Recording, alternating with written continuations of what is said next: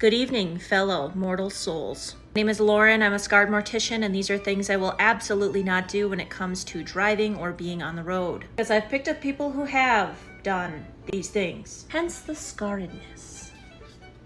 Okay, roll the tape. This is probably the most important one, so I thought I'd start with it. Put your damn phones away. Or God forbid, at least put it on Bluetooth. Have your music playlist set ahead of time. Put your phone in the glove box. Do not touch it while you're driving. After we gather your things from the car accident, a lot of times we do find your cell phone intact. A lot of times the screen hasn't even locked yet. We can see that text message that you were typing. When we notify your family that you've passed in an accident, medical examiner will bring your belongings with that we found at the scene, including your cell phone. I've seen on their face the guilt of texting you while you were driving and you crashed. I've heard their screams and cries when they know you're not coming home. Your life is not worth that text message. Next up, if I am driving and I am at an intersection, even if the light turns green, I will not gun it without looking twice first. Once to my left and once to my right. People blow stoplights and stop signs all the time. Don't put your faith in other people while they're driving. On top of that, you need to watch out for pedestrians. No shit, I accidentally did hit a lady while I was driving the hearse to the cemetery one time. I jumped up and ended up on the hood, so I didn't really run her over. And she did a spy move, rolled off the top, and then tried to punch in my window to get to me to beat me.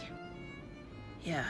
The amount of young people I've picked up on these death contraptions is insane. And when we look at the bike, because we do check, because we're morbidly curious, your bike has hardly any hours on it. If you're not going to listen to me about motorcycles, that's fine, but at least hear my advice here. If you and your spouse ride like this on a motorcycle, please don't. Get your own bike. Ride your own bike. I've had countless couples in the back of my van. Car doesn't see them, comes out, sideswipes them, it's over. The creepiest things for me was realizing that that couple that I had in the back of my van that both died at the double fatality motorcycle accident, they woke up that morning not thinking that they were going to be meeting me. Definitely had no plans on me driving them to the morgue that night. They thought that they were going to end up in their beds, and they did not. So if I ever rode a motorcycle, I would make sure that my husband was on one and I was on a separate one, because I would not want my kids to lose both parents in one night.